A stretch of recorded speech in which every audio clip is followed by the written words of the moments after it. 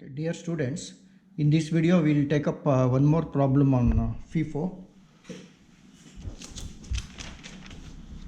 This is the problem. See, in this problem we have the transactions given like this.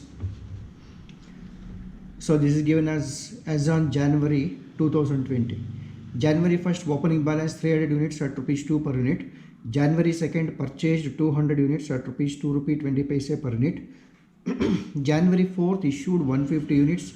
January 6th purchased 200 units at rupees 2 rupee 30 paise per unit. January 11th issues again 150 units. January 19 again there is an issue of 200 units. January 22nd purchase of 200 units. And January 27 again issue of 250 units. January 28th purchase of 200 units. Then January 31st again issue of 150 units. Apart from that, we have been supplied with other information like this. On stock verification, there was a shortage on 10th January and 30th January of 10 units and 20 units respectively. Say upon the verification of the stock at the end of the month, they have found that as on 10th January there was a shortage of 10 units, and as on 30th January there was a shortage of 20 units.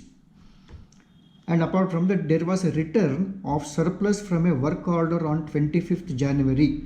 So as on 25th January, there was a return from the production department to the stores department.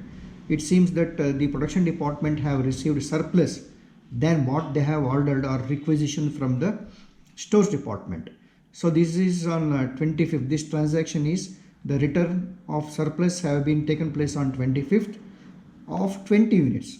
The number of units which were returned is 20 units here, and these 20 units which was issued on 4th January.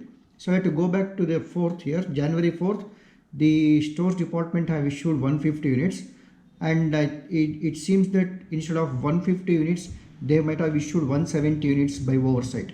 So this is where they have got the surplus as on that, but the return is made on 25th. So this is the transactions given here. So let us see how it has to be accounted. So for a quick understanding, I just prepared the statement here, the stores ledger account. Okay, let us go through the problem here, the solution here. And here, as on January 1st, opening balance of 300 units at the rate of rupees 2 per unit. So I have taken the entered as on January 1st. Again, as usual, this is the source ledger account having 3 sections here. So here date, receipts, issues and balance, and under each of these we have quantity, rate and value.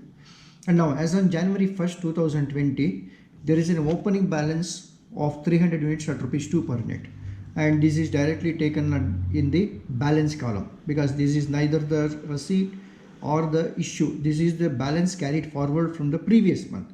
So therefore it is directly taken under the balance column, 300 units at the rate of rupees 2 per unit amounting to 600 rupees. And now let us check the second date here. As on January 2nd, there is a purchase of 200 units at rupees 2 rupee 20 paisa. So this is the purchase, means it is a receipt to the stores department. So on January 2nd, 200 units, 2 rupee 20 paise amounting to 440. Now coming back here, so we have to take the previous balance and as well as the new balance here. The previous balance is 300 units at rupees 2 600. The same is repeated. Again the new balance of 200 at 2 rupee 20 paisa amounting to 440 is added here. And then as in January 4 issued 150 units. Now we have come to issue now. On January 4th there is an issue of 150 units. Now since we are following the FIFO method, we have to first of all issue the stock out of the first receipt or whatever is received first. That is why it is called as first in first out.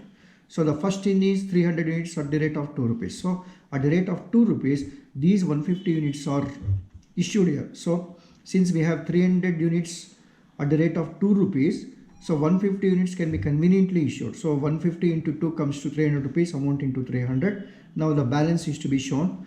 The balance is, say out of 300 we have issued 150 units, so the remaining is 150 at the rate of 2 rupees amounting to 300 rupees. And then we have the second receipt of 200 units at the rate of 2 rupee 20 paise amounting to 440. So this is the balance as on January 4th.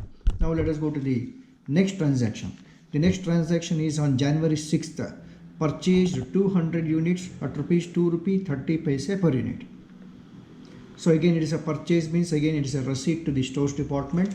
So again we will enter it under the receipt column. January 6th 200 units at the rate of 2 rupee 30 paise per unit amounting to 460 rupees.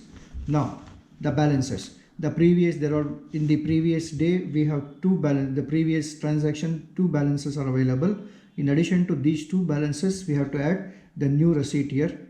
So this is in the chronological order of receipt. So 150 at 2 rupees is repeated, again 200 at 2 rupee 20 paise is repeated here, and then we have to add the new one is 200 units at the rate of 2 rupee 30 paise amounting to 460 rupees.